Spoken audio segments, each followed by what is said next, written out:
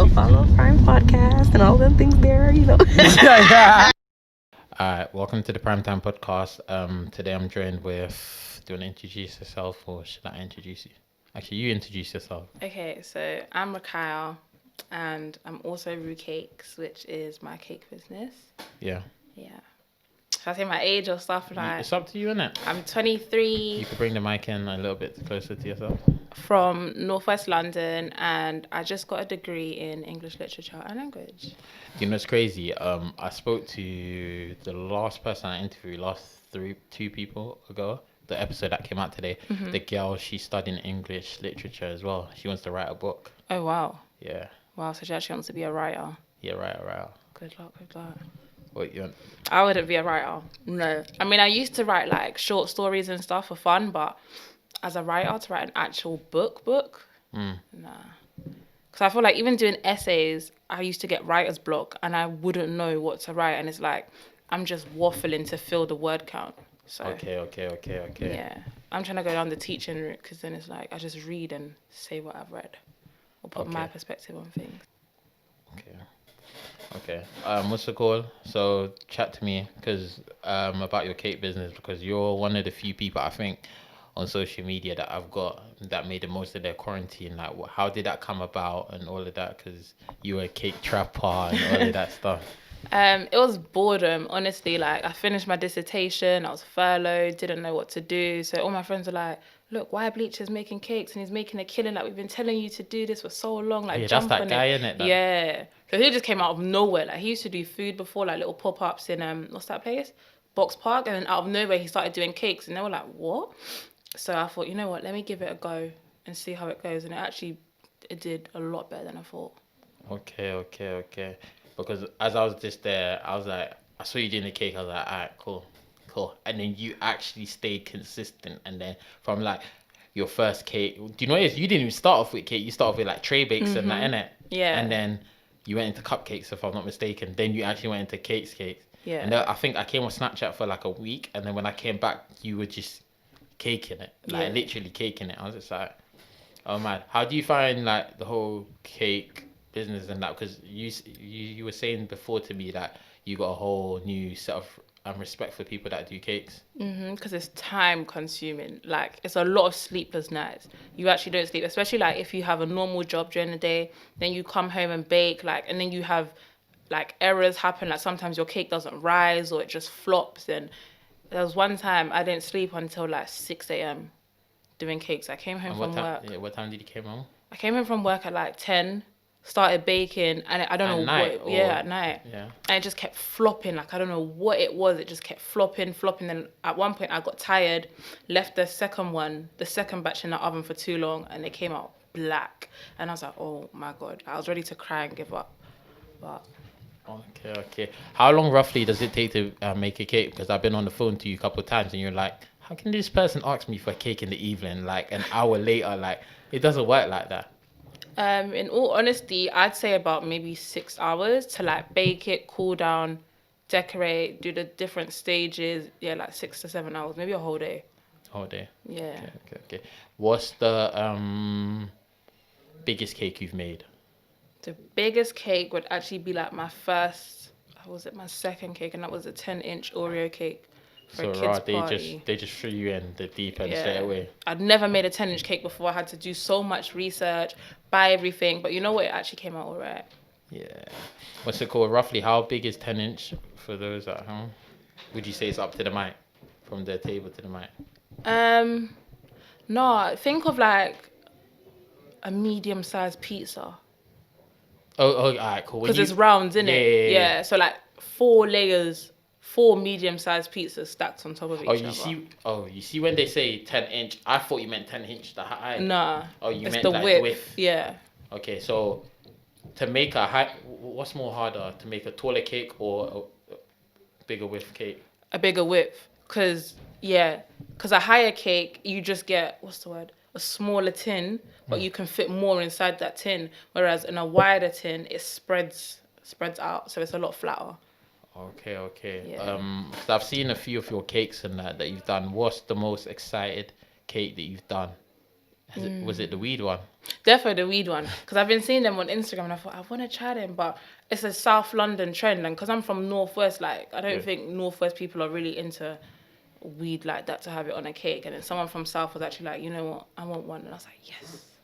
Okay, so with the weed cake, did you just still make it like sponge and everything, or did you have to put THC inside of it and all of that? It's actually just a normal cake. Like, even people were asking me, did I put actual weed on the top of it and then the actual spliffs? And I was like, no, it's actually like Italian herbs and spices from Aldi. Swear. Yeah. Because do you know what it is? When you actually put it, I was like, raw, like she went up and beyond and put even actual crow. Like I could smell the cake through my phone and that, like, you know, this scratch thing. Yeah. I was thinking like, oh, raw, like it's proper, but you kept it and you see the obviously I'll upload it in the video. The decoration at the top was the actually real Rizzlers and all of that. So it's the actual raw papers and the is it a filter tip that comes with it? Yeah. And an actual grinder, and yeah. Okay. It's actually the real stuff. Alright. For those at home that's probably watching you, because they're probably gonna watch you from your Snapchat of you uploading this and that. How did you get to hearing it? Like, chat to me about little you and then how you transitioned to be the woman you are today.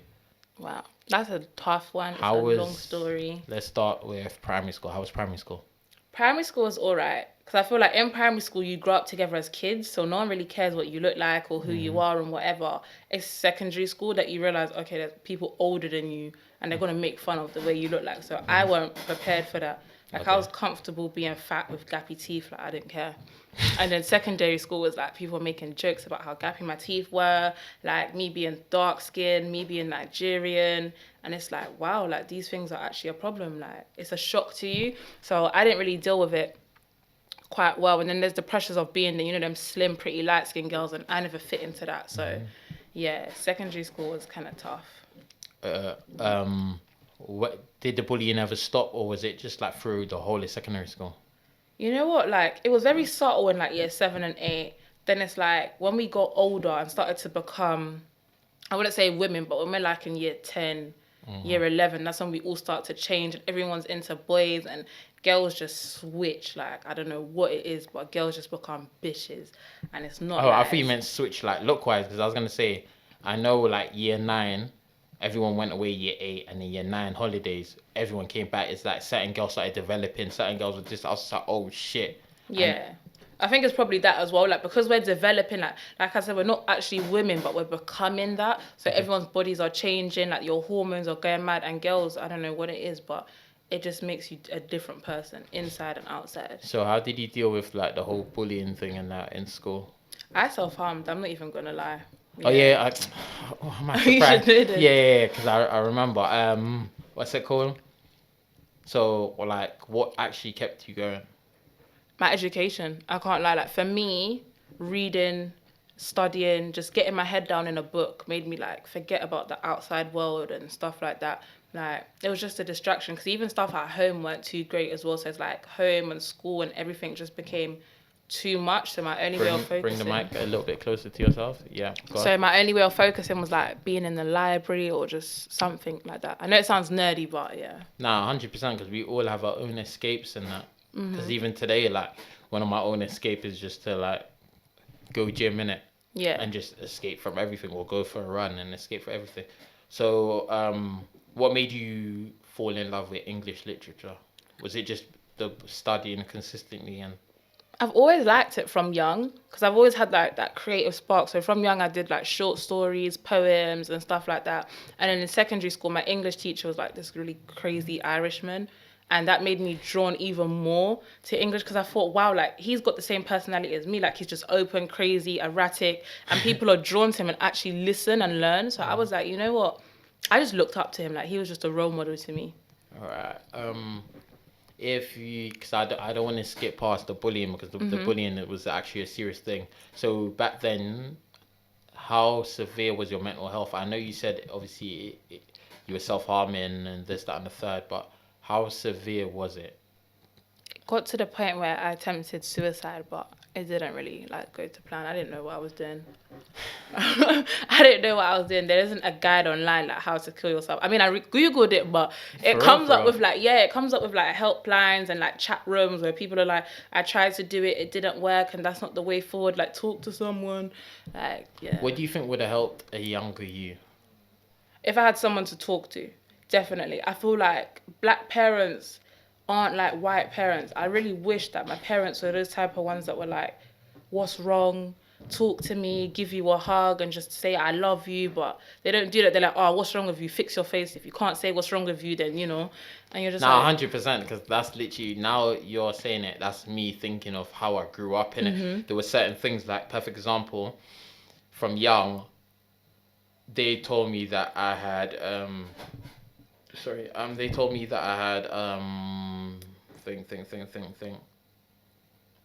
not mental health. It was Did you have ADHD, anger management, not Okay. ADHD, but anger management. So they were like, my dad was like, you got anger management, and cool, it's mental health. My son's retarded. This, that, and the third, and it. So like to him, it was just like. Remember, in a black household, mental health, as soon as they start talking about mental health, it's mental health is in, this person's crazy, this person's Yeah. It is what it is, charge it to the game, innit? Like, you kind of almost disowned, innit? So, to me, it was just like, alright, cool, like, it is what it is, innit? I never really had anyone to actually sit down and actually talk to me, and I do relate to you with the whole self-harm thing, because it was a thing where it was like, I think the one thing that put me off weren't the fact that self-harm. It was a thing that put me off. Was like, it's just painful. Like, if there was a quick way out, it would have been and done. But like you said, if you having someone there to talk to you and that, it would help. So knowing the predicament you are, we're not going to skip past secondary school yet, but knowing the predicament you are right now, what have you done to start help fellow black females and that? Because I think looking at your stories and looking at who you are right now, you are living testimony to black girls out there that the grass is green on the other side, innit? Once you get past certain things. Because I knew you wanted to do, you wanted to give back, I remember. You wanted to do something, and then you posted that thing on Instagram, and you were saying to me that everyone thinks that you're trying to attention seek. Yeah. When you're actually... I think it was Mental Health Awareness Week or month. Yeah, and I posted like throwbacks of me when I was like overweight and like my self-harm scars and stuff like that. And I was like, you know what, like everyone goes through it, and you just have to realize tough times, I know it's so cliche to say that, but tough times never last. Like, you just have to think and envision your future and just work towards it. Like, only you can change the situation that you're in. That's what I've learned. Like, other people around you, like, yeah, they can help, but it starts with you, and if you want that change, then you're gonna go and get it. Yeah, and do you know what's crazy as well? Yeah, sitting down talking to you, and obviously because I know your story pretty well from what you've told me, and I like to say, but what's it called? You obviously you're saying you got bullied because you weren't the cliche good-looking type. What's crazy is I had an interview Saturday with a female, and she was breaking down to me like we didn't really go in depth with it because I didn't want to touch into that too tough. But she was telling me that she got bullied in school for being good looking. Oh, really? Like, she generally got bullied in school for being good looking. And I was thinking, school is actually a survival of the fittest. Yeah. Like, it's genuinely a survival of the fittest, because I'm not gonna lie, I wouldn't say I got bullied in school. I got teased 100%, but it was one of those one. I think my anger helped me out of it. So everyone knew that. Perfect example, year 7, I got told to read, and as I was reading, it's like. And then it's like, as I'm reading, someone started snickering and laughing, innit? So I turned around to him, I was like, laugh one more time, I'll punch you in the face. And also called that, my English teacher looked at me, I was like, huh? Because take him out, I was just quiet, innit? Yeah. I was so introverted, and then my English teacher was like, okay, class, give him a chance. And then obviously I just read it, innit, out loud. But it was one of those things I always resort to violence. Yeah. Because being picked on, I saw how people got picked on and what they turned to. I was like, can't be me. I can't be a victim. Yeah. Honestly, it works. Like, that's what made me change in college as well. Because I was like, you know what? If I look tough, people are going to assume that I'm tough. Okay. And then they're not going to chat with me. So I used to walk around with a screw face and everyone used to think, bro, this girl's rude, like, let me not even try to chat to her, whatever. And then when people did talk to me, they're like, oh my God, you're actually so nice. And I'm like, yeah, I'm a nice person. And they're like, so why does your face look like that? And then that's when I explained to them 100%. the reason behind it. But it works. But do you know what's crazy? Yeah, like you were saying, obviously, you don't want to say the cliche thing like a white parent or this. But if you go into a different environment, they will look at you like that's not how you sort out your problems. Yeah.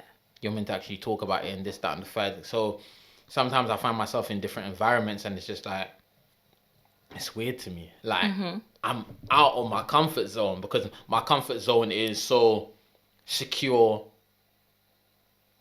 put a mean mugging face, like protect your energy, innit? But when you're in certain spaces and I'm talking to some people and they're telling me different stuff, I'm like, bro, that's a little too personal. Like, what the hell? But literally, if there's anyone out there listening, and that I'll just say, just keep going, innit? 100%. Because life is, it hasn't even really begun. Like, I'm only 23 now, and imagine if I actually killed myself when I was 16, and it's like, I wouldn't have gone on all these holidays and met so many people. Like, I wouldn't have, I mean, of course, like, bad things still happened along the way, 100%. but it's like, I wouldn't have met my boyfriend that I'm with now. It's kind of like, things have actually gotten better. No, 100%, because I think that's what a lot of people don't deep and think, because when you're in the moment, it's crazy. Because I always say to people, 6 months from now, half your problems that's going on right now won't even matter. Yeah. So take in mind, there's people that's lost jobs and X, Y, Z, but 6 months from now, you could be in a total different field and everything be a lot better for you. So talk to me about, did you go sixth form or college? I went to college. What made you go towards go college? I just wanted to get away from everyone, like cut off everyone from school, fresh start, new me, and change. That's just what I wanted. I wanted change. And that's exactly what I got in college. I made new friends, became a different person. And it's kind of like, wow, who was I in the past? Because I'm a whole different person. I never thought I could be that confident person that people are drawn to type of thing. 100%. So what's it called? You started coming out your shell bit by bit by bit. Would you say you got a chance to what's the word I'm looking for? Create who you were in college, recreate yourself? Because remember, you were the kid that was getting picked on in secondary school. So when you got to college now, did you get to create who you want to be and who you were?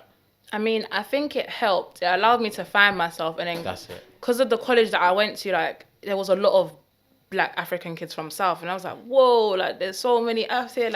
It was so weird. And then it's like you fit in, but then they thought I was weird because I don't understand Yoruba. They all understand Yoruba. Their parents are from Nigeria, mine aren't, type of thing. So even then, there's still a difference between us. But it's kind of like, wow, there's actually other kids that are like me. And think, raw, this girl's got a big bum and she's thick. I wasn't called fat, I was called thick. And I was like, what? Me? Thick? Do you know what's so crazy? That is so crazy, because I had this conversation with a friend of mine and she turned around and told me that her sister goes to a posh boarding school, and her sister gets bullied because if you see her sister's body, wavy actual body, but she gets bullied. And I'm like, but why would you get bullied? But she's like, when her sister comes to end, she gets praised. Yeah. Empress, baby, all of that good stuff, innit? But because of her environment, it was just so, I don't want to say toxic, but her environment weren't used to her, innit? Yeah. So that's why I said, life's about finding yourself, because even certain stuff, when people message me and they end up talking to me, they're like, you like this, you like that, you actually care about this. I'm like, yeah. What do I look like? They're like, oh, you just seem a lot of road type and this and that. So what's it called? How did your studies go? Because you, as you were saying, you were finding yourself. How did your studies go? Were you always studying English and saying, yeah, this is it? Or did you feel to give up during college? Or in college, I think I wanted to be a drama teacher, and I was doing drama, and I was doing so well and everything. And then my flipping phone rang in the exam, and my whole exam and everything got disqualified. And I was predicted A stars in drama and everything. So that's what I was gonna go and study in uni. No way. So that just messed everything up. And then I had to do an extra year in college, because obviously I think you have to do 4 subjects to move on to whatever. But yeah, so then I changed it, and I think I picked up a different subject. I did history and some other stuff. And then, but I was still doing English for like the 2 years. So I thought, you know what? Even my drama teacher was like, don't worry about it, because when you go to universities, they prefer someone that's doing more academic subjects like maths, science, English. And even when you go into professions, drama isn't really recognized as a serious qualification. So in a way, you kind of saved yourself from wasting time and wasting that qualification, and it's not worth anything. Okay. So like now with English, with my English degree, I could get any job I want. Yeah, 100%. Which is so crazy. I'm not boxed in as someone who, like, for example, someone who did business management. You're only going to have management or business job roles, whereas with me, it's a very wide open. range. Yeah. How was uni for you? Uni was stressful, I think, towards the third year. Because obviously I had work and I'm living alone, and it's kind of like I'm chasing money more than my degree, because it's like I've got priorities. So I didn't really apply myself as much as I should have. Yeah, if I could go back, that's one thing I would do, like just focus on my studies and say, you know what, outside life doesn't matter and all those kind of things. But I still got the degree in the end. I can still go on to do what I want to do. So Which is? I'm English teacher. Did you want to do it in this country or overseas? Because I remember one time you were telling me you wanted to go to America or Dubai, if I'm not too mistaken. I mean, I still do want to do that, but the criteria for that has changed. So they're now saying I've got to have experience in this country for like maybe 2-3 years before I can then go abroad and teach. Okay. So it still is the plan, and it's way more, like you get way more money, especially in Dubai or in the UAE as a whole. You get so much money just for teaching English. UAE, what does that stand for? United Arab Emirates. Oh, yeah. So like Saudi, Qatar, all those countries there. Okay. Yeah. So I'm guessing you didn't win a trip to Dubai off the cereal box then? No. Oh, you know what's annoyed me about that as well? It's like everywhere I want to go to, and I saw something as well that was like, why is it that when a lot of black people go to somewhere, it's no longer exclusive? But it's not the fact that loads of black people are going there. It's the type of black people that are going there. So it's like, now if I was to go there, they're going to look at me like I'm one of those girls that are getting shat on by the sheikhs. And that's not who I am. That's not what I'm there for. I'm just there for a holiday. Pause.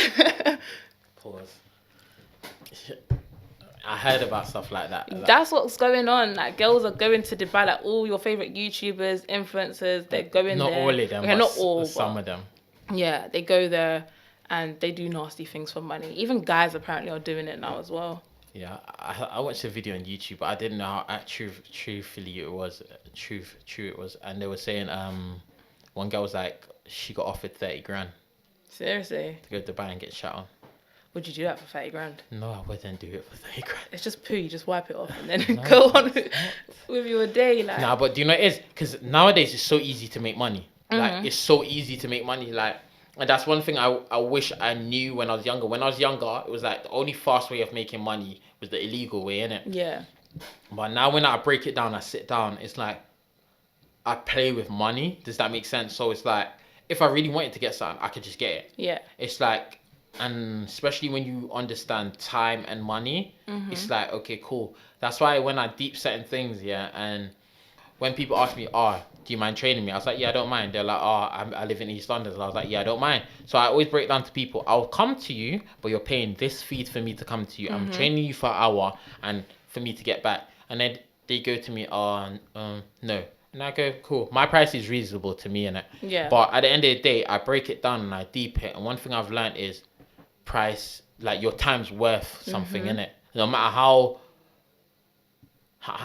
much I want to cut deals and give people this, that, and the other, I won't undermine my brand and undermine who I am in it. Because once you start cutting corners, you're diminishing your worth. I'm not saying don't do free favors or do anything here and there, but yeah, it's crazy.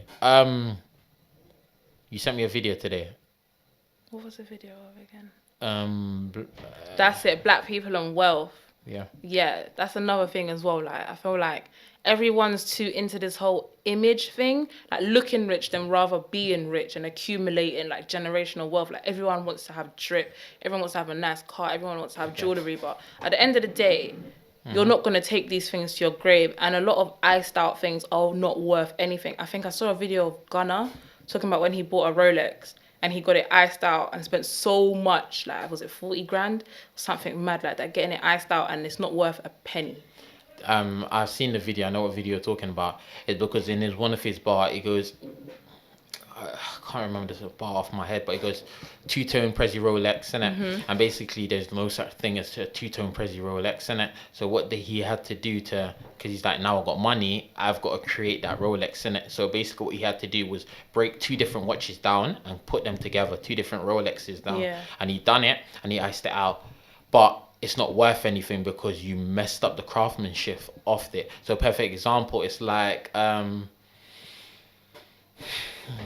your top. Yeah. It may be an off-white top, and then I may be like Primark off-white top. That means I'm gonna spray a Primark logo or get a Primark top and put off-white on it. It's not worth nothing. Yeah. It's just 2 different brands, and it's not like it's actually a legit thing. So it fucked up. But yeah, I do understand what you're saying, innit? Because a lot of the time, when you get a car, you drive a car out, it loses value straight away. All of these things, innit? But at the end of the day, what you're saying with the whole topic in general, I think I see it a lot of the time, innit? I think our generation is getting wise to it. But at the same time, we're everyone's making money now. Yeah. And I think everyone's thinking about now instead of Later. 5 years, 10 years, their kids as well, innit? So it's like, you don't really want to be selfish with your wealth. Because it's like, I'm not saying don't enjoy yourself, but at the same time, it's like, how can I put it?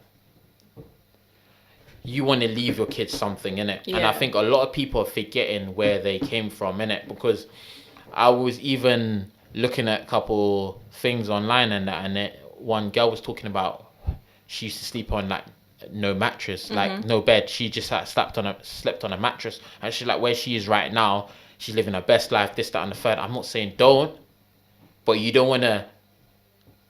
Perfect example, a lot of rappers, their cycle's very short.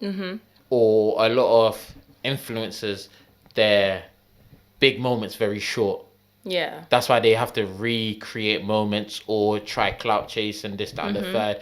And because Instagram's changing in the next 10 years, because Instagram may not be the most popular social media. Does that make sense? Yeah. So 2010, wasn't it Bebo, MSN, and all of those stuff? MySpace. Exactly. Yeah. So then Instagram came in, I think 2014, 2015, and took over.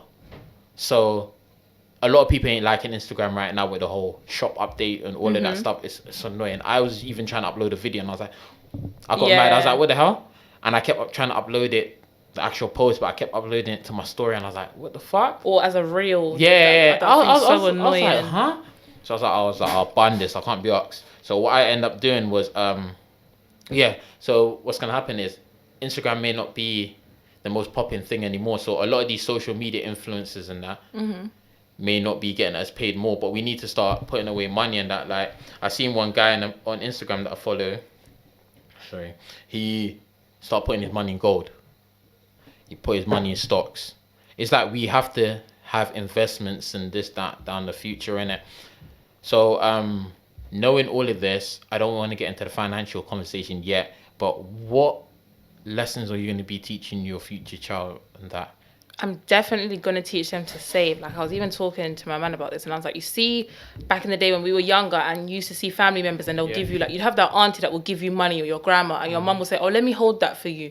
And you never see it again. Never. I said, I wish my mum had put that maybe in an ISA or an account, so that when I'm 18, she's like, here's all the money, like, that people have been giving you and stuff. Here it is, do what you will. Because, like, when I moved out, I had nothing. I was so broke. I was still in college, no money, with an 11 hours a week shift. Yeah. And that's not enough for me to pay my rent, furnish this empty flat, as well as pay for my travel, to buy food. I was eating, what was I eating? You know them croissant things in the packet? I was eating that like every day with crisps because... But do you know what it is? It's things like this that humbles you, innit? Yeah. It humbles you, but a lot of people forget about humble time, innit? To where they are now, innit? So, yeah, sorry if I cut you off. So, yeah, if I had the savings, it would have been easier because that would have been like a startup fund. I would have furnished my flat there and then got everything I needed and still been okay. Even when, like, the wages I was getting when I started working, like, she would take half of it. And it's like, I was only getting like £5 an hour, and it's like, why are you taking half of my wages when the other half goes on travel and I've got nothing left? Because it's not like you was doing anything productive with it or saving it for me, and now like I had nothing. So I don't want my kids to go through that. Definitely not. Okay, so you got saving down. What about talking to your kid and that? Because you were saying that you went through bullying and that. So how would you talk to your kids? So let's say people at home that's got a kid growing, or who knows, someone may listen to this video 10 years in the future and they've got a child and that. How would you talk to your child with the whole bullying situation and suicidal thoughts? Like, because I know you tried to commit suicide a couple times, innit? So after the first time, what did your parents say to you, and what would you have done differently? I don't think they knew. They didn't know. I was just sick, and I kept vomiting and stuff because I took like paracetamol, loads of paracetamols and alcohol. They didn't know what was wrong with me, so I just had a day off school. Like, it just, because it never worked, they didn't know, and I would just hide it really well. Like, even with my self-harming, I just hid it, and no one knew for maybe about a year or two. But When they found out, what did they say? they were just like, why are you doing this to yourself? Like, what's wrong with you? Like, you have a roof over your head, you're getting fed. Like, what more do you want? Like, you're selfish. Like, even my mum was like, when she found out, she was like, oh, think about your brothers, like what it would do to them if they see you doing this. Like, what if you influence them to go and do it? And I'm thinking, what? Like, So how would you deal with that towards your child now? I would talk to my child. I would ask them if they're okay. And it's like, as a parent, you should know that your kid is not okay, and not tell them like, fix your face or you got nothing to be upset about. Ask them what's wrong, and like, just show them that you care and be like, you know, you can always talk to me, or just, you know, when they're by themselves, just go to them, sit down next to them, like, and just talk. Maybe talk about your own childhood so they feel comfortable enough to open up with you and know that, you know what, I'm not the only one going through this. Like, my mum does understand because they went through tough times as well. Like, just be a lot more sensitive and caring. Yeah, I think that's definitely a thing, because I've got siblings in it. I've got 2 younger siblings, and my little brother in year 11, I'm introverted, but he's very much introverted. It's in my little brother could be in the house and I don't know he's in the house. Oh, wow. But he will like fade in and out rooms. So it's like nothing's wrong with him, but that's just who he is. He doesn't need to make up noise. Like, while my little sister, if she's playing the game, she's like, I know she's in the house, innit? So with my little brother, I'll go to him and talk to him, innit? Because even he's not sure what he wants to study. So I'll talk to him. I'm like, are you sure you don't want to study? I told him, make sure you get your English, maths, and science, innit? Just make sure you get that. If you got those 3 and you pass those 3, you could branch off into so many different things. Yeah. And do your best. So I'll still try to have normal conversations with my brother, and I let him know that I am human as well, innit? It's not everything overnight. And plus, one thing with me, I don't want my brother to go down the jugging route that I went down. So I make sure, not I'm giving money out to him and everything. I make sure like he wanted something for a game, innit? So I turned around to him and I said, all right, cool, I'll get you this, but show me you've improved your schoolwork for a month. Yeah. So I've seen like he goes straight to his room, bang out his work, this, that, and the third. So he asked me, oh, can I have this? I was like, yeah. Then he asked me something else again. So I was like, yeah, no, have that, because you have been improving. You have been done. Even my little sister came to me yesterday and she's like, oh, I normally get 28 or 26 on my test. I got 31 today. I was like, all right. I was like, get 40 out of 40 and I've got you. And she's like, okay. And then she'll start telling me out a day. I'm thinking, go away. But I love her. So it's like, all right, cool. Explain your day to me. And then she'll sit down and explain everything to me. That's what kids need, man. They need someone that's there for them. Definitely someone older that's there for them, you know? No, I think that's so important. 100%. Even like my little sister, she knows about my YouTube channel, and it's weird. Like she'll be like, "Oh, I know your YouTube channel." I'm like, "What are you talking about? I don't have a YouTube channel." And she'll be like, "It's called Prime Time Podcast." I'm like, "What?" I'm like, "How?" So I looked at my little brother. My little brother's like, These kids are so smart. These "Yeah," days, you know? and she even knows my little brother's YouTube channel, and because he plays games in that. So I'm like, kids do listen to what you're saying. Kids do listen. What's next for you? Next 5 years? Oh, next 5 years, What would you like to achieve? Best case scenario. Let's talk about cars, house, everything. I want kids. Like, that's my goal. I just want kids, like a lovely, big, beautiful family, and to give them the childhood that I never had. Okay. That's my goal. I feel like as a human being, your goal is to reproduce, procreate, leave something behind on this earth, but not just like Not have just kids drip for the sake of it and just leave them there to suffer, but you know, put something good out there. 100%. But that's my goal. So kids. To hopefully my business blows Okay. and I can open up a shop or something. Okay. Also to defo start teaching and maybe be a motivational speaker for young people, because I feel like, I mean, young people, especially like black girls, there isn't really, I wouldn't say there's any role models out there for them to look up to. Do you know what it is? 100% I'll say there's role models, but it's not in the limelight.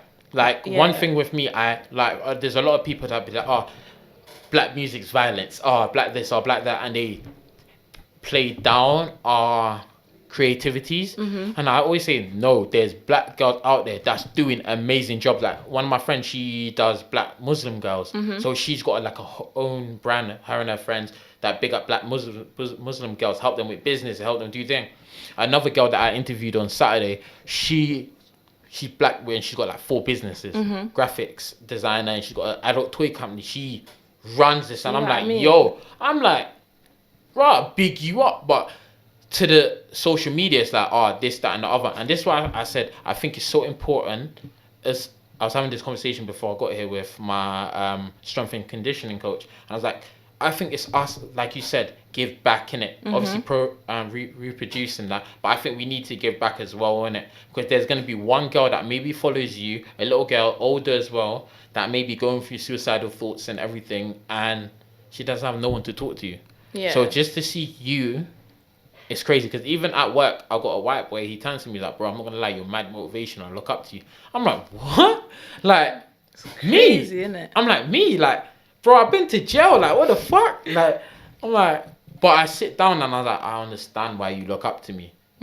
But it's crazy, man. It's absolutely crazy. I'm not even gonna lie, like even my boyfriend said the same thing to me, and I'm thinking, what, you as a man looking up to me, like how does that make sense? And he was like, bro, like you don't understand what you do, like you've got your own place, you've gone to uni, you started a business, like people are out here losing jobs complaining that this year's the worst, but you're just on top of everything. This is one thing I said, yeah. No matter what has happened this year, I think this year is one of the best years for me, innit? And the reason being is because I think like everything was moving so fast, it finally slowed down, stopped. If you didn't make the most of this quarantine, yeah, a lot of people lost their jobs, this and that. Even if you didn't sit in your room for a day and gather your thoughts, it's crazy. Yeah. So like, I think we were all given the same 24 hours. That's one thing I've learned recently. And it's like, you can make the most. And I always say this to black girls, you are wavy. You lot don't understand. If you look at the hierarchy, it's white man, white woman, black woman. But you lot always overcome stuff like look at you. You've overcome bullying, studying, moving out on your own. You got your own businesses. It's just like, what more can I say? Like, for real, big you up. Thank you. You're welcome. But yeah, I've got a few questions and a few things that I wanted to ask you. Let me get to them now. Sorry, my phone's moving a little slow. That's alright.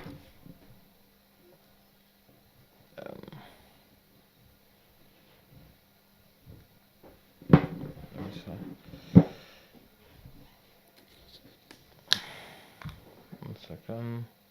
I feel like I could do that ASMR thing, like eat into the camera and hear it.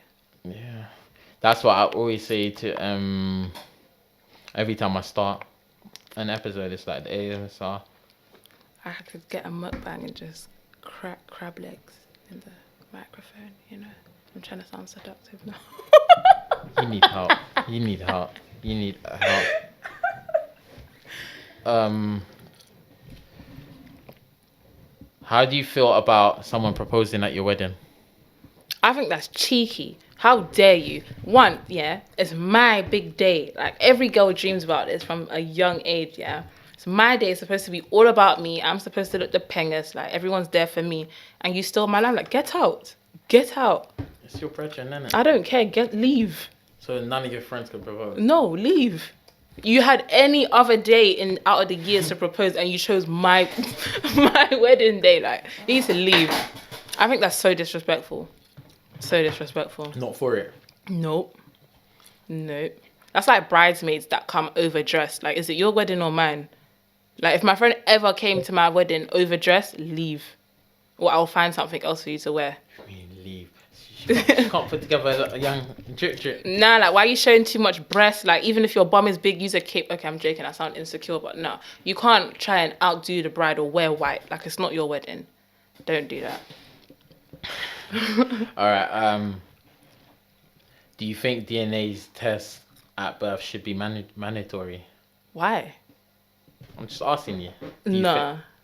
I don't think they should be mandatory unless you don't trust your partner or there's been infidelities in the past or something. Like, that's crazy. That is actually crazy. So you don't think like you should be like, yep, this is the father, this, that, and the third? No. Why would you need to do that? I mean, what do you think? What's your take on it? I don't really mind. Like, it is what it is. I'm the father either way, so it's like it is what it is. But why the DNA test? Like, why are you trying to prove that that's the dad? Because nowadays you don't really know, innit? You don't know, innit? Like, I seen a clip, one woman was like, she was jealous of the connection her husband had with her child. So that wasn't his kid? No, it was his kid, but she said that he raped the child when the child was younger, when it wasn't the dad. It was someone else. Oh my and then God. she finally told the truth after 19 years, and the girl grew up hating her father. Whoa. America's crazy. America's America's a different kettle of fish. They're just, I don't know. Alright, cool. Sorry, I just had a question. It just disappeared because it's on Snapchat. 1 second. Another question, yeah. I think this question is going to be a longer question. Why ain't marriages lasting like our grandparents was You know what? Back in those days, yeah, generations? in that generation, Yeah. it's like people were married, I wouldn't say for love, but stability. And then you began to love the person as the years went on. Like, a woman is the stay-at-home woman. Women didn't really work back in those days. And it's like the man married the woman to create a life for her. So a woman needed a man. You don't think that people are marrying out of like, I genuinely love this person and that? I don't know. I feel like our generation doesn't really know what love is. I honestly, like, I don't think they know what love is. And So why do you think a lot of people are getting together in this generation? Or mainly lust, or we look good together. Like, our social media Images. feed. Yeah, image. Like, we will look good together. You're pretty, I'm pretty. Let's get together. Like, it's the same with gym couples. A gym guy would not get with someone that's shaped like me. They're going to go for someone that's a gym woman as well because they look good Trust together. Trust me, that's a lie.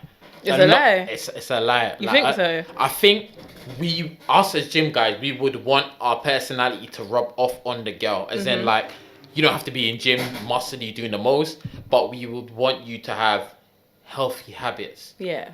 Same way where you would, let's say if you were a smoker, you wouldn't want to get with a non-smoker because every 2 seconds, that non-smoker will make you feel like a nitty. Like, you're smoking again, and you're like, oh, I'm going to have to quit smoking or leave the person.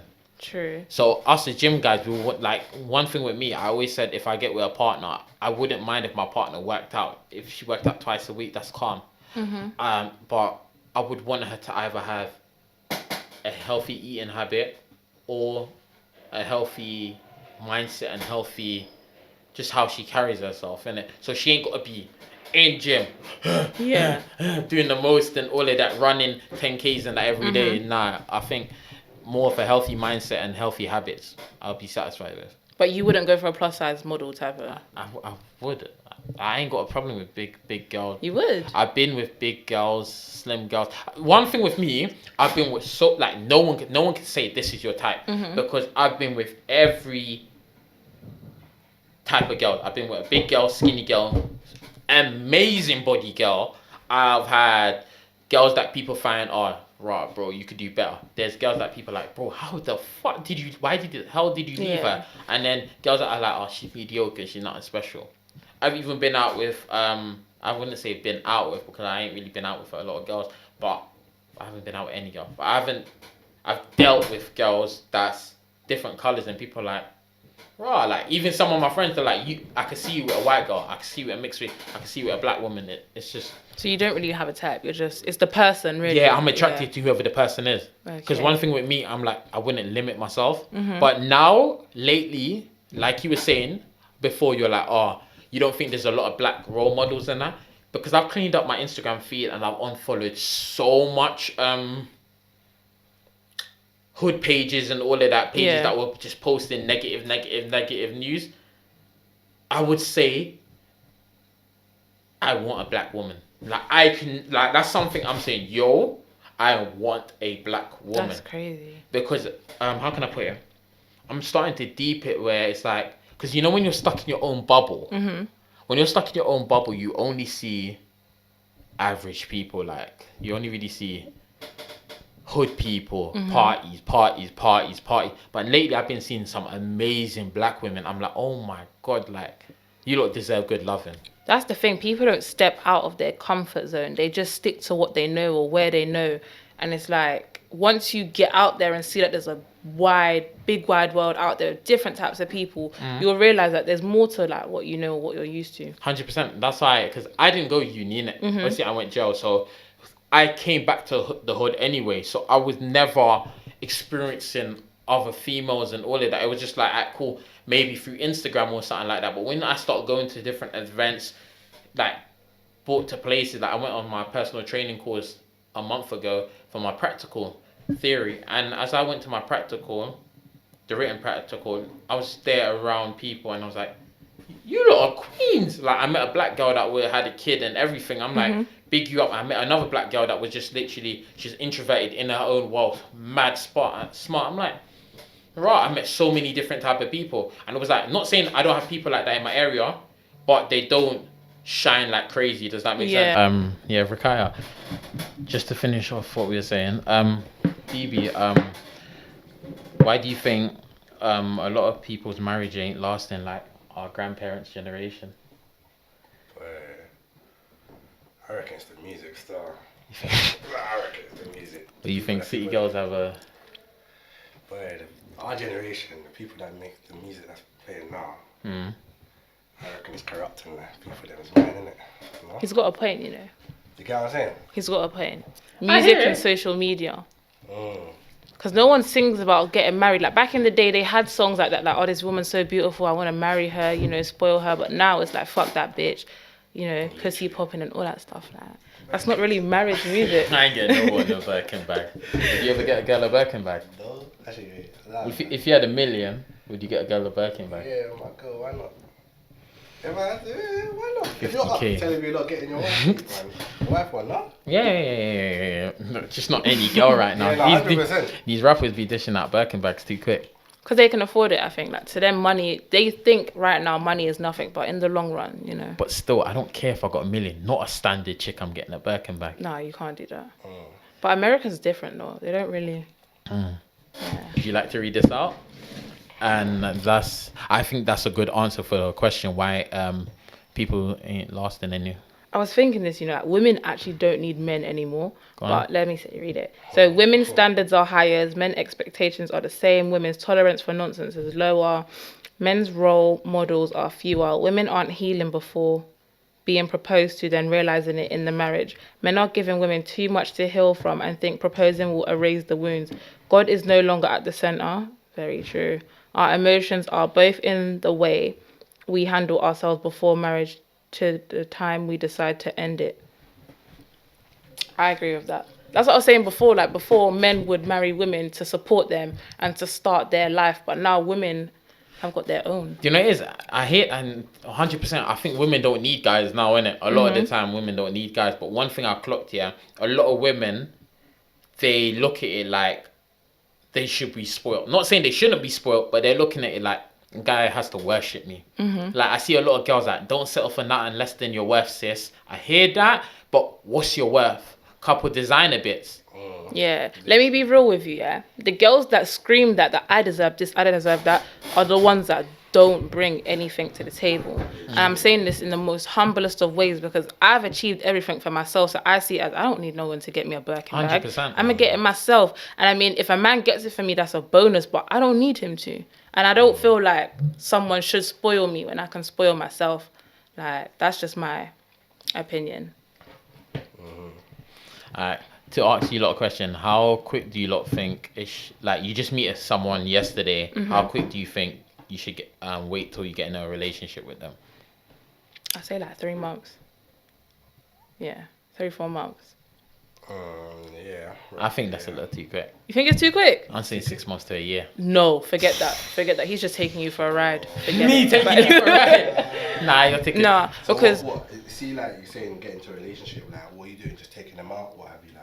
official, like that's your woman. I don't mind going on dates here and there, but after 6 months, you are my female. But one thing I always say is when people start talking, everyone just slaps on that fake version of themselves. Guys will act like they're trap of the year with their bankroll looking 6 foot and that. Yeah. Girls will say like they're the creme de la creme, no past traumas, no nothing. Same thing with guys. Guys be like, I'm healed, I'm this, that, I'm the best version. But after like 6 months, everyone starts to be real with their self.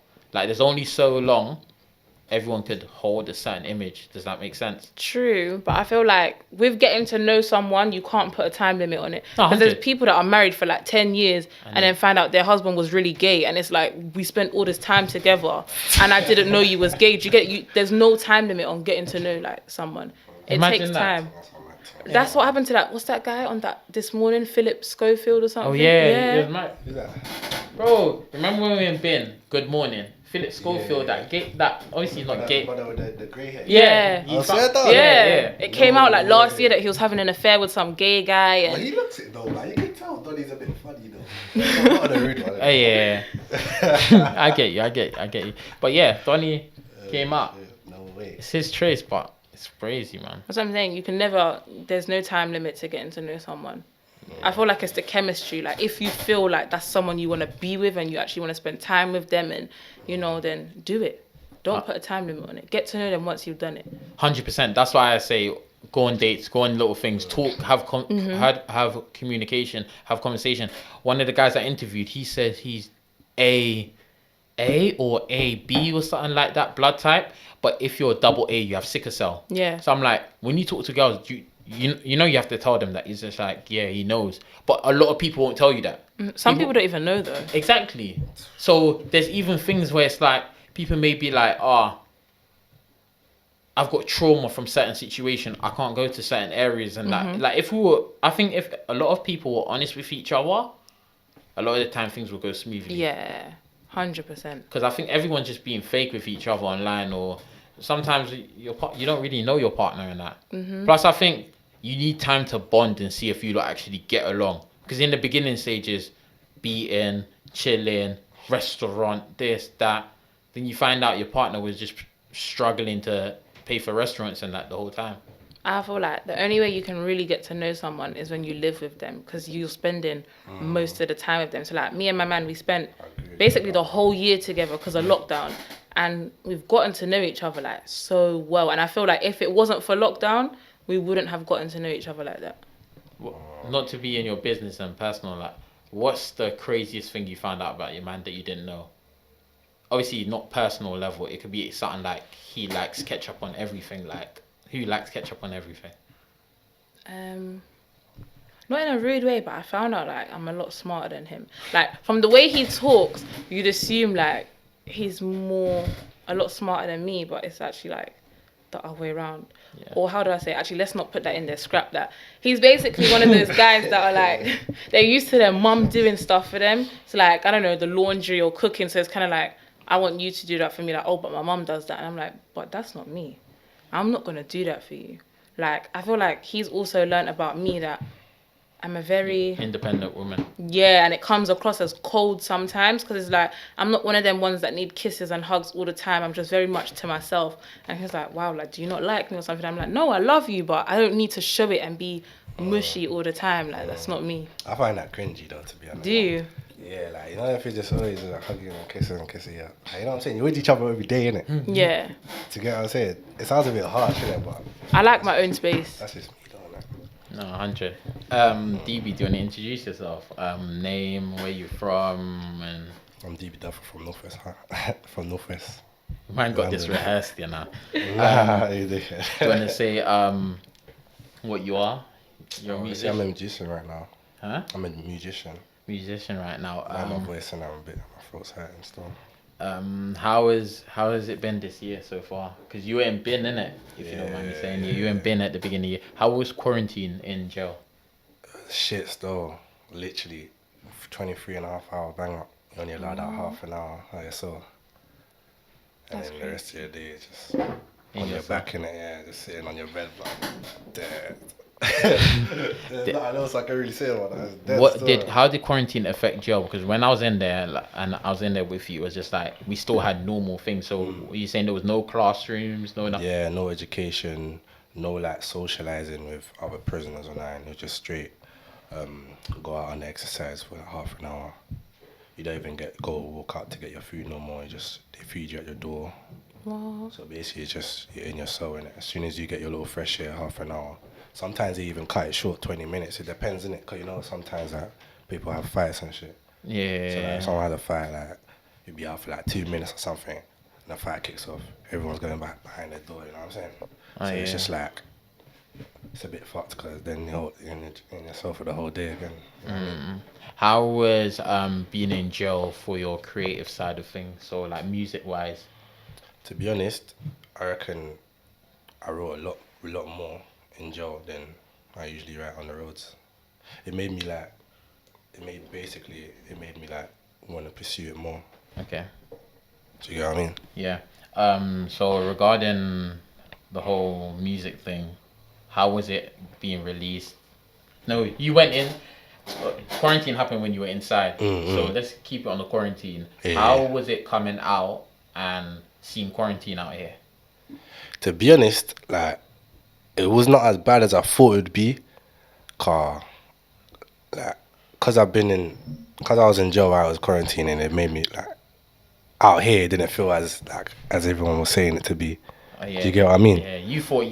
Like I thought I was gonna come out and see like mad things like roads blocked and like It's the everything. purge Yeah, like you get me, just literally nothing on the road. But when I came out, it was basically like normal. Like I was driving around, there was cars on the road, like it was normal, innit? It basically like nothing ever happened. Yeah. But like even when the second lockdown, I'm thinking, alright, cool, now I'm gonna see the mad thing. Bruv, Listen, on the second lockdown, no one listened. no one even listened. cared. Like it's literally.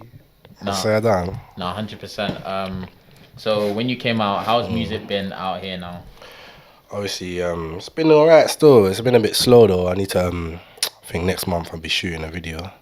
Okay. Yeah, so hopefully that all goes well. Because you've been crazy consistent with it. Because obviously I know you on a personal level, but you've really been consistent, and I think a lot of people don't see your grind and what you put in. Because right now I know you're probably sitting on like 50 plus songs. Because you just literally grind. So, what's the next step for you?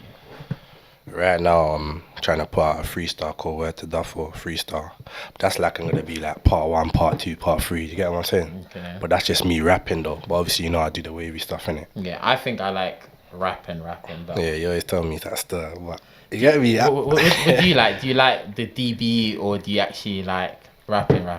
I can't stand DVE if I'm honest. Yeah. Nah, DB is the hardest. Yeah, you reckon they had it? I don't know. I feel like now I'm more drawn towards like the Rod Wave type of thing. And then I discovered some other guy. I can't remember what his name is, and he died the other week. Who, King One? No, not King Von. He's kind of big as well. Oh, Mo Free. Yeah, him. I was thinking, what? Like I like that type of stuff now. Because I feel like rapping is not really rapping like how it was back in the day. Like I feel like, I don't know. Who do you think's the hottest female rapper out right now? If I'm honest, Go on. I feel like Meg the Stallion Shut is up. taking over. Shut up. No, like she's taking Shut up. over, but she's not the best. Okay. Even like on the UK scene as well, I don't feel like we actually have mainstream. We don't have good female rappers mainstream. Alright, cool. Lyrically, then, who do you reckon is the best rapper? Who did I hear the other day? I'm not gonna lie. Female best rapper. I came across Chillery the other day.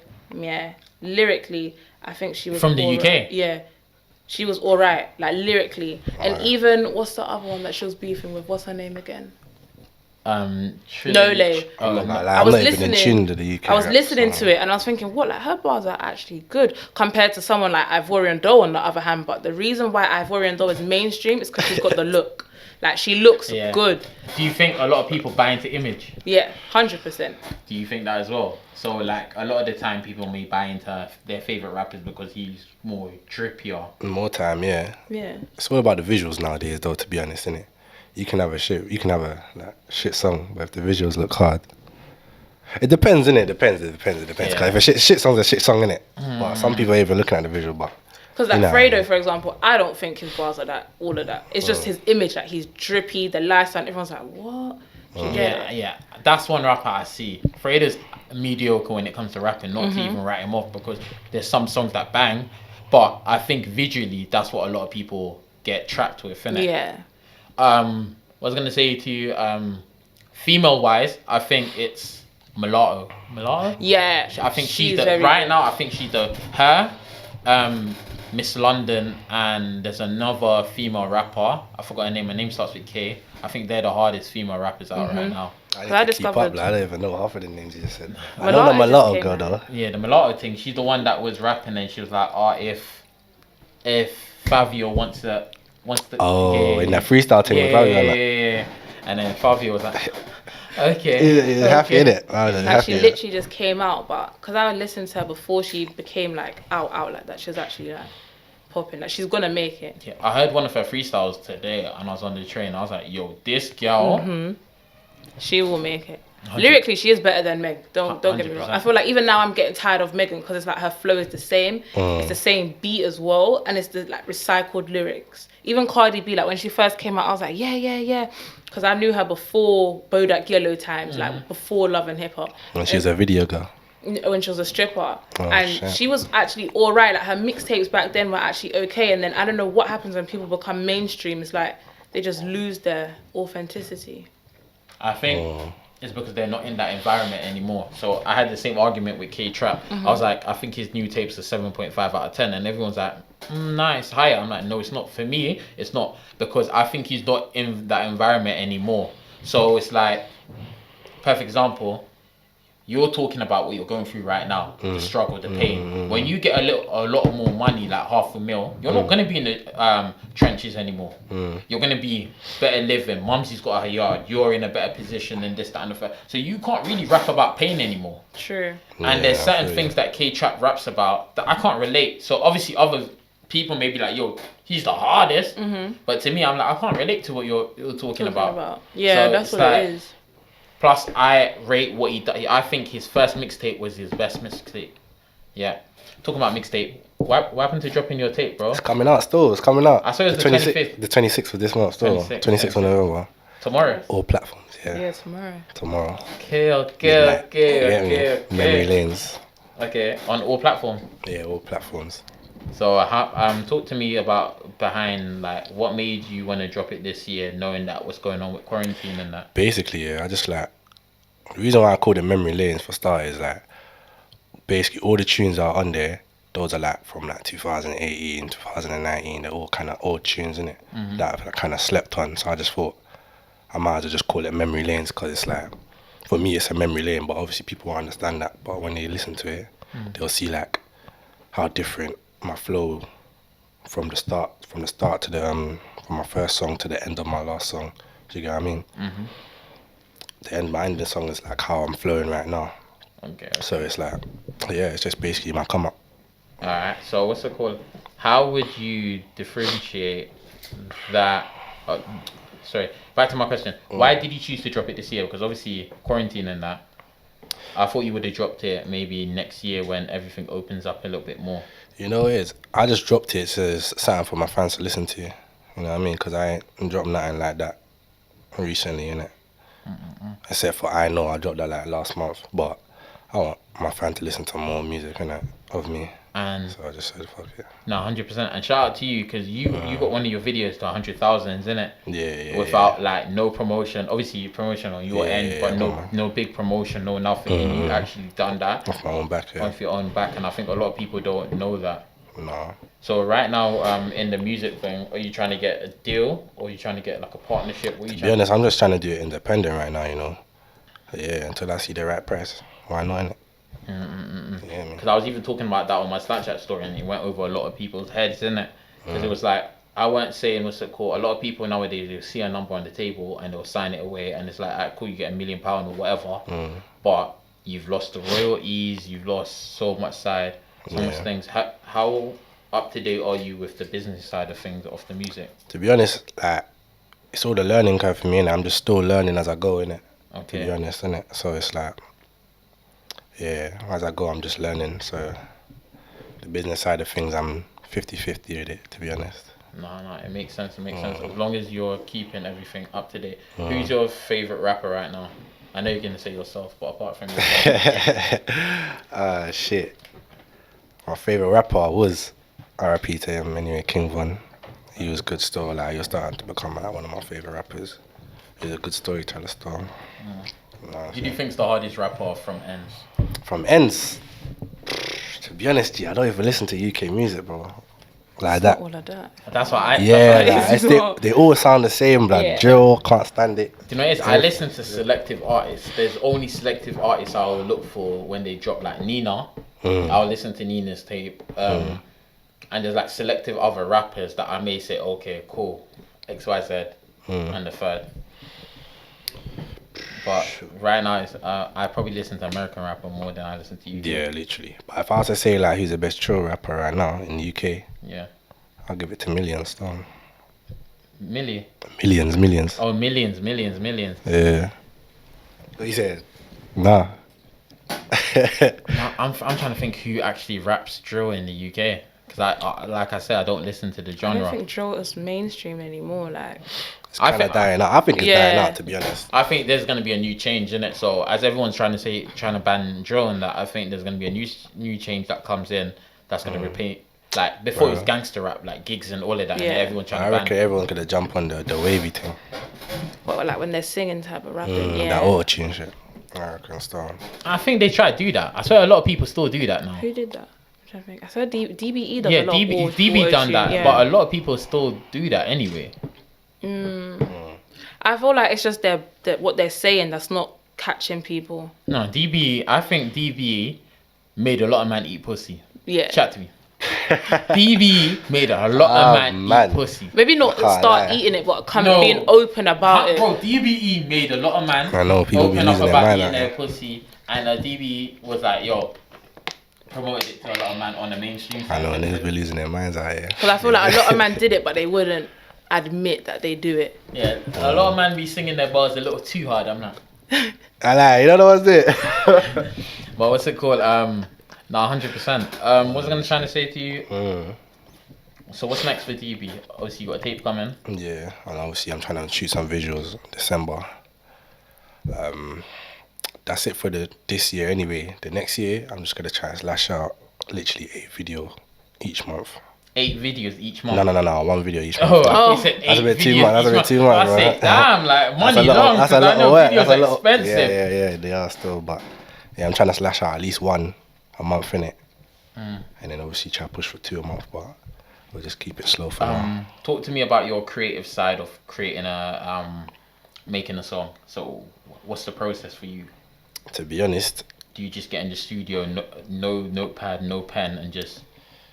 to be honest, for me it starts at home. It depends. Like if I'm in the studio and my guy plays an instrumental and I like it, it's one of them ones like the beat, the chorus will just come straight to my head, innit? And then it'll go from there. But more time I just like, I'm in my yard, I play instrumental, and then yeah, blood, I just mess about with it. Because I've seen like, cause I used to be your cellmate. I've seen your creative side. Like this guy, he's so wavy with it.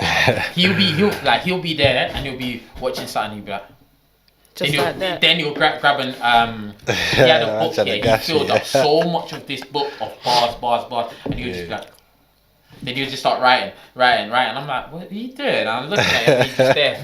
He's like, and then you see, there's a meme in it, and it's just like when your boy's spitting to you, innit? I've heard so much of his bars. He's like, he backs me into the corner. He's like, I'm like, yeah, joke, man. I'm like, He's like, what do you think? He's like, nah. Then he'll scribble something out, and then he'll go again and back me to the corner. I'm in the corner like. You say you got tired of me though, innit? You got tired you know of what it is? He's wavy. I keep telling him, I was like, bro, you're wavy innit? And he's like, I don't know. And then he's like, nah. He's like, you switch up everything. I'm like, bro, you are so talented. You sleep on yourself, innit? There's even time, there's one time he was like, alright, I'm gonna do this wavy thing. And he used to be bottom bunk, innit? Yeah. And I'm at the top, and this guy's rapping. I'm like, oh, I'm like, nah. I was like, bro, you're cold at it. So what inspires you? Does it just come to your head, or like, yeah, like really and truly, like it just comes to my head. Literally, this guy is the most random guy, innit? We were in the cell, and then me and him were going back and forth, innit? And then I was getting on to him. I was like, my youngest son, innit, and all of that, innit? And then he was like, he found out. I think, did you read the letter?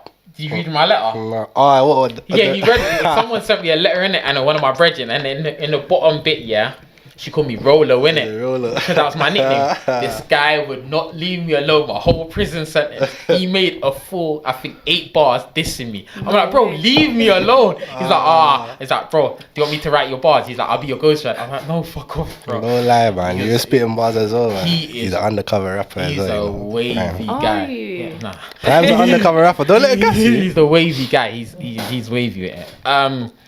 I was gonna say to you, DB. So how has it been adjusting nowadays? Does probation know that you rap, or you off probation? I'm off probation now still. Tell them how you got recalled. So you was out and then you got back in. Yeah. It was sad though. Probation is the. Do you know? A lot of people don't understand how probation dictates your life. It messes you up. Still, especially if you got one that don't like you. It's mad. So, it's mad. When did you first go to jail? 16. How old I was? Yeah. I think I was 14. Wow. Yeah, I was 14. I went to jail. Do you want to say a conviction? Or... Shall I break it down? Break it down. I've done my time. You know what I'm saying? I was gonna ask, you know. Yeah, I've done my time. I've done my time. You get me? Obviously, I got 6 years for aggravated burglary when I was 14. You get me? I done 3 years behind the door. Tell a lie, I done 4 years behind the door in that whole sentence. Yeah, I came out 2019, I think. I think it was 2019 or 18, I came out. I was on road for like a year and a half. And then, had a little blip. But the blip was not worth going jail again. You know what I'm saying? I swear it was at a club, innit, or something like that. Basically, I'm having fun, night out, and calm thing, you know what I'm saying? Everything calm. Obviously, get into a little fight with bouncers and that. You know how bouncers are already, though, G. They always got mouth blood. But it is what it is, innit? It's happened. Boom, you get into a fight. And then, like, them times there when I went to probation on that Monday, my probation wasn't in it. It was like another woman, like, looking, what's that word? Basically in for her, innit? Yeah. So then I'm going to go see her. She said, oh, yeah, it's calm, everything's fine. I told her about everything. She said, yeah, it's calm, I'll just give you a warning. I'm like, yeah, cool, say no. Boom, getting on with my life. A whole month later, my girl comes back, innit? Yeah. Brother, and she talking about, oh, yeah, I got to chat to my managers about it, But I'm like, yo, my girl already gave me a warning, you get me? So why are you bringing it back up? You know what I'm saying? Boom. The next week I come in probation. She's talking about, oh, yeah, you're being recalled. Bear in mind, on this day is my mum birthday, you know? Oh, my God. You know what I'm saying? But obviously, like, I don't know what happened that day, but, like, they never took me on that spot, innit? You hear me? So man walked out, boom, telling me I have to hand myself in and that, but I was like, cool, but and I thought that's my mum's birthday, innit? Yeah. I ain't doing that to my mum, like, no matter what it is, you get me? Fuck it, innit? It is what it is, innit? So boom, trying to say man's absconding now for like 4, 5, 6 days. But they're lying, innit? You get me? Yeah. Basically what the woman done, when she said, I'm going to chat to my managers, from there she's recalled me. But she's not told me, innit? You get me? So next week I've gone through, she said, I've recalled you.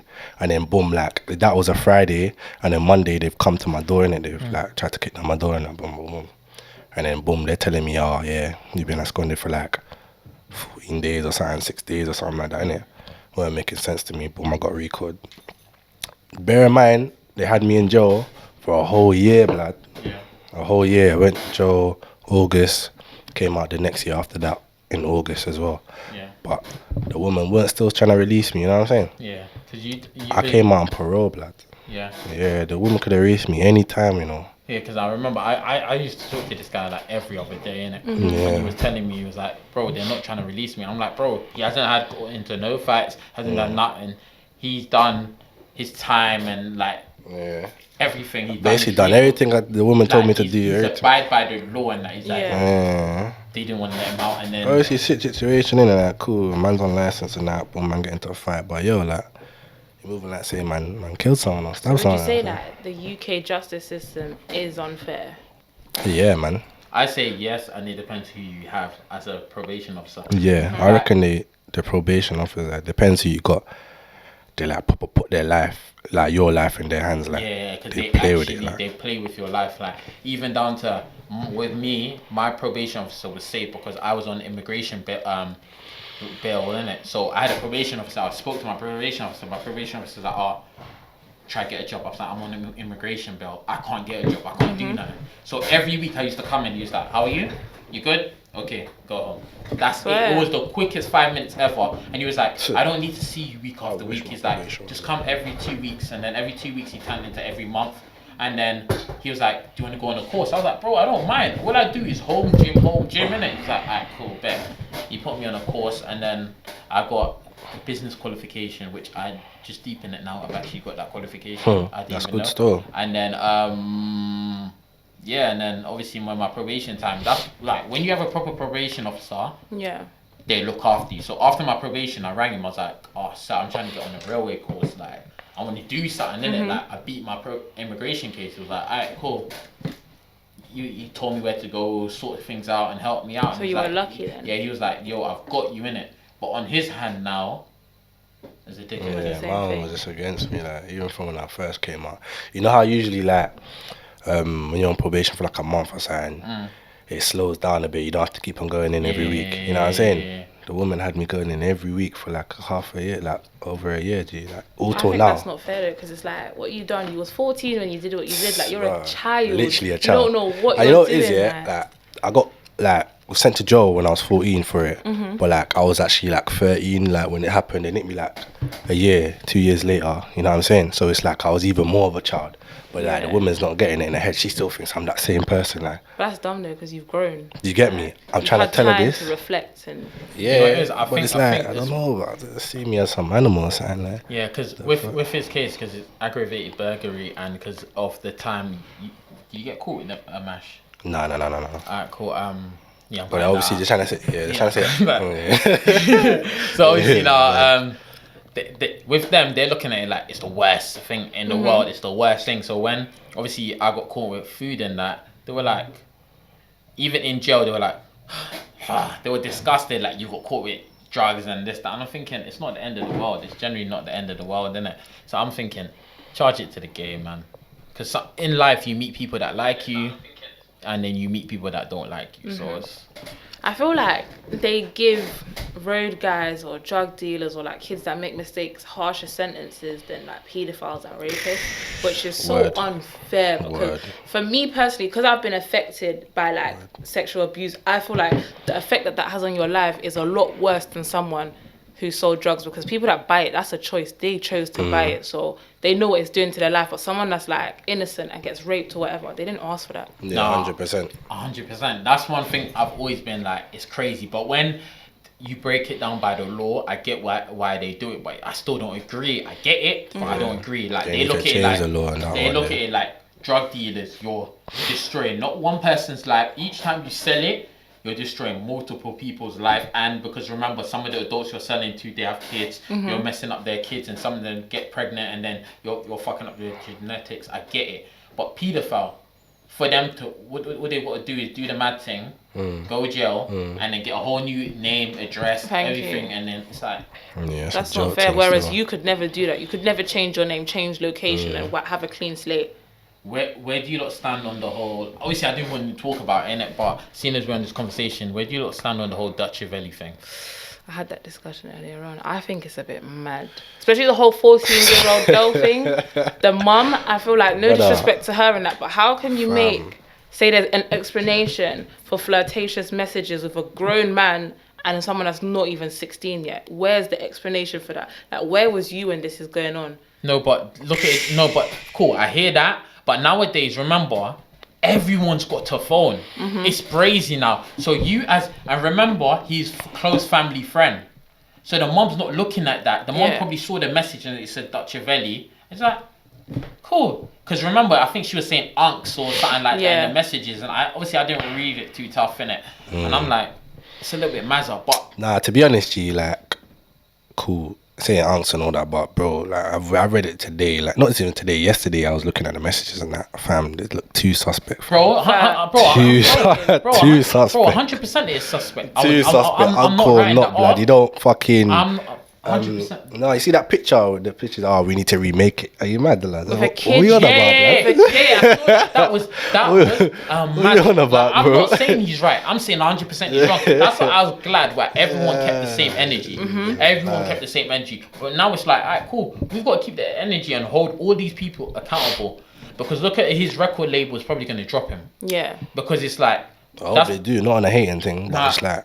But 100%. But this is the reason why I always say to people, you are your biggest asset. You've got to protect your brand. So whatever you say, that's like perfect example. M24 must have been like, oh, look at this batty man in my ends and this, that, and the third, innit? And then what happened to him? He had to publicly apologize.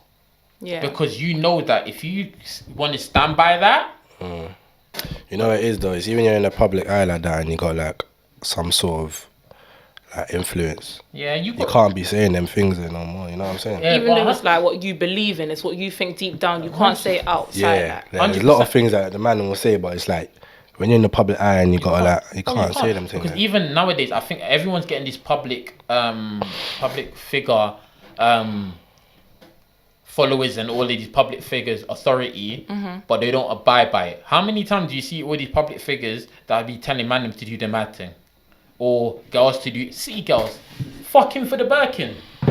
Or make Donny do this. But you know what's crazy? They don't abide by that. Aye, she said the same thing, yeah? Aye, say what you're going to say about Dubai. What? She Dubai? probably, yeah. Brother, it's fam, What you've you probably hear? seen it already, blood. Dubai just a mad thing, innit?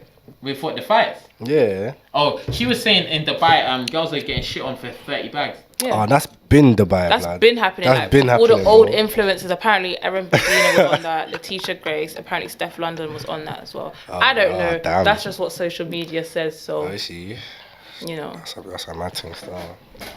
That's the first But the time maddest hearing thing that is, Steph like, London city thing girls are still. saying that, but they're not doing it. Cardi B said, I don't cook, I don't clean, and her husband posted her cleaning. And girls are thinking, I don't have to clean. Don't Yet let she's them doing go. that. Like, The most famous one. Grace Ajalo. Men are trash at the Bro, there's one girl on Instagram, she cusses guys. She's like, men are trash. Men are this. Sis, don't settle for nothing. Pops out pregnant. She made all these girls got fumbled. I was like, this girl made you lot all dump your man, and this time she had a man the whole time. Don't fall for it. Don't fall for it. Social media is That's her brand, deceiving though. place. That's her brand. That doesn't mean it's what she does. Like, there's a lot of people that will promote flat tummy tea and they don't take it. 100%. What's that? It's like these diet hacks or whatever. Oh, so That you drink tea and that, and then You'll get skinny. Then you get skinny and all of that. Is yeah, that's a mad thing. But that's what's happening. Social media is just all a facade. Like, don't follow it. what's it called? I seen you post that. Do you want to read it out and like why you post it out, my guy? Let me see. I'll go for have you stepping over things you used to trip on. Yeah. So I think that was a good post. Do you want to talk more about it and like why you chose to post that? Obviously, over time, like you grow up in it, things that used to get you mad, like you don't see it like as a violation no more. You just like you overcome it certain times. You know what I'm saying? 100%. Like, petty arguments, you won't even bother. Yeah, like literally. You just ignore it. No, 100%. Because when I deep certain situations and even like I get put into certain predicaments, it's like, you know, when you will argue about something, you just take a step back and you're like, Yeah. yeah, it's It's crazy. I see it as I won't argue with someone that's got a lower IQ than me because it just makes no sense. I'm too intelligent to be going back and forth with you, and it's like you can't articulate yourself enough to have an argument with me. You're just gonna start throwing insults, calling me a hoe, saying I'm ugly. I'm like, okay, what's that gonna do for me? Like, I know I'm not, so what's the point? Doesn't make sense. Like, I will never fight someone. Now I'm at the age that I'm at. If you come at me, I'm going to call the police. I don't care about snitching culture. I'm calling the police for you because I want to be a teacher. So I'm not going to have someone ruin my credibility over something stupid. If that's what you want to do, let's go. We're adults now, so. It's different though, innit? Cause like, you can call the police. I'm a female. Like, guys can't do that. Yeah. But it depends, innit? Still guys can do it, but it's like, it depends what kind of role you're trying to put yourself in. You know what I'm saying? If you're saying you're a street nigga, obviously there's codes and shit, innit? You get me? Civilians, you know what I'm talking about? The civilians and the roadman, innit? You know what I'm saying? Yeah. So if like you got into civilian, an altercation, yeah, someone keeps coming to your mum's door and say, I'm going to fuck you up, I'm going to fuck up your no one can do that. No, I'm just saying, it's just a scenario, like, hypothetically. Would you call the police or would you handle it yourself? Knowing that if you go and fight him, you could potentially end up in jail. Even though you're defending yourself and your family. What's that case?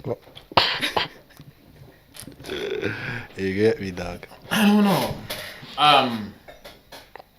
It's different, innit? Because us, but do you know what it is? As much, this is what I always tell people, I'm so mature right now where I am in my life, but I still got hood tendencies. So there's still things that I get, like, I'll be on the train, people punch me. I look at you like, are you smoking crack? Like, you actually put, like, are you, like, not that I'm invisible in that, but it's just like, there's some things I don't trip over. Yeah. But yet again, there's some stuff that if someone spilled juice on me, I'll look at it and be like, charge it to game. Everyone's like, what, are you mad? Nah, why? I'm like, it's just juice. But it depends what mood I am and what mindset. Would I call the feds? No. I'll try. With me, I'm a rational person. Try to have a conversation. Why you come to my mom's house? How can I help you? This is the reason why I don't fuck with crazy chick. As much as we love these crazy chick that goes, I'm gonna ride or die. I'll beat you up. I'll do this. What's that? There's girls that move mad. They move mad. They want to fight you. They want to scratch your car. They want to do this. As much as we like these crazy shit, I don't have time to argue with you. We've all been. I'm actually like that. I don't have time to argue. I'll look at something like this. I'm at the age I'm at right now. Yeah, I'm 24. Where I'm at right now, I don't talk to set chicks because I know you're just problem. You're a headache. You could be. There's girls on my Snapchat that I used to talk to in the past. I'm like, you were so bad, and it's like, oof, bad. And I'm like, you're not worth the headache. Yeah. You're not worth the headache because those are the type of girls that will be out and be like, my man's here. My man's gonna shoot up this whole place. Nah, them sort of girls are toxic. You can't have them sort of girls there, man. That's a bit mad still. Nah. You girls put a lot of guys into them beef. girls will put you in problems. Yeah, I'm gonna get my man. My man will fuck you up. Yeah, and this, and guys No, I'm not. I wouldn't do that. These times a man's not on smoke, you know what I'm saying? Or behave yourself. I know your man. He's a good G. Let's not do that. And what some of you girls don't understand as well. Some of you guys be like, oh, that's Michael. Michael's a calm guy. No, Michael will shoot this whole shit up right now. I know Michael. Like, a lot of girls will know hood guys and just they'll know them on a first name basis. Some of you girls don't know. Some of these guys are really yeah, they're really out here. Yeah. Like, I met a girl time ago and she was like, oh, I know Snap Capone. Snap Capone's a nice guy. No, he's not. That's what I said about to you. But I'm good. But it's crazy. I don't know, man. Alright, so what's it called? I'm gonna wrap it up quickly. So is there any social medias you don't want to shout out or anything you want to pass on to anyone? First and foremost, I'd like to shout out my cake business, which is Rukakes, which is spelled Ruqka. Oh my god, I'm spelling my name. Rukakes_. And you know what? I just want to tell people, tough times never last. Only tough people last. Like, there's a whole bright future out there for you. You just have to push yourself and believe in yourself. Don't watch what other people are doing, because I feel like a lot of people compare themselves to others and like, oh, she got this in a month. How comes I'm not there yet? Don't watch that. Everything will happen in your own time. Yeah. Sure. Do you want to shout out your business, my guy, or anything? I'll shout out my Instagram. My Instagram, DB Duffle. Snapchat, DB Duffle. Everything DB Duffle, to be honest. That's DBDUFFLE. Mixtape coming out tomorrow. Yeah, 26th of November. 26 by Memory Lane's all platforms. Yeah, this episode should be out in 2 weeks, so it'll be out by then. What's your aim for this mixtape, my guy? Is it just to be heard, or something for the fan, or are you trying to Basically, this is just a little throwaway for the fans, to be honest. You know what I'm saying? Like, something for them to listen to. Meanwhile, I'm getting to work. You know what I mean? So they don't get bored of me. Okay. All right. On that note. Go follow Prime Podcast and all them things there, you know.